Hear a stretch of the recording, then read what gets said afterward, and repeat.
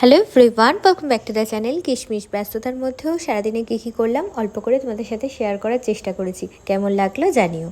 তো এখানে দেখো পুরোপুরি ঢ্যাঁড়স, মানে পুরো এক প্লাস্টিক ভর্তি।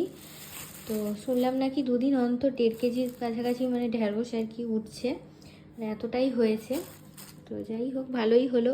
আমাদের এখন মোটামুটি 1 সপ্তাহ ঢ্যাঁড়স মানে ফ্রিজে স্টোর হয়ে গেল আর কি, গাছের একদম পুরো, যার জন্য আরও মানে ফ্রেশ একদম পুরো। এটা হচ্ছে লাল জামরুল। তোমরা এখানে কারা কারা খেয়েছো বলো। আমি ওর কাছেই ফার্স্ট টাইম খেয়েছি, এটা আগে খাইনি। মানে এমনি জামরুল সাদা যেটা হয় ওটা খেয়েছি, বাট লালটা এই প্রথম দেখলাম এবং খাবো আর কি। তো আর এমনি তো আম টুকটাক পাঠিয়েছে, আর গাছে এবারে কম আম হয়েছে। আর এইদিকে দেখো প্যাকিংটা জাস্ট দেখো।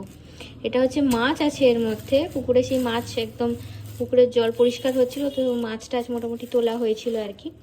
তো এখানে মনে হয় ভেটকি মাছ আছে, আমাকে ফোনে মামনি বলেছিল পাঠিয়ে দেবে।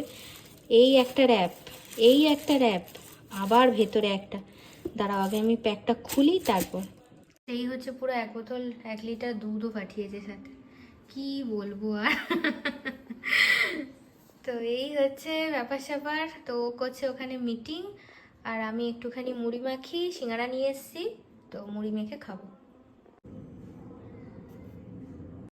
তো এই যে এখন আমি এখানে সন্ধ্যা দেখিয়ে নিলাম একটু ঠাকুরকে, তো এরপরে একটু সিঙ্গারা মুড়ি দুজনে মিলে খেলাম। তো ফাইনালি এখানে আমি কেটে নিয়েছি একটা আম, তো একটু অল্প করে মুড়ি খেলাম, খেয়ে একটু আম খাবো। তো ফাইনালি এই গ্রীষ্মের প্রথম আম খাওয়া স্টার্ট হলো, এবং উদ্বোধনটা হচ্ছে বাড়ির গাছ দিয়ে, যার জন্য আরও বেশি ভালো লাগছে।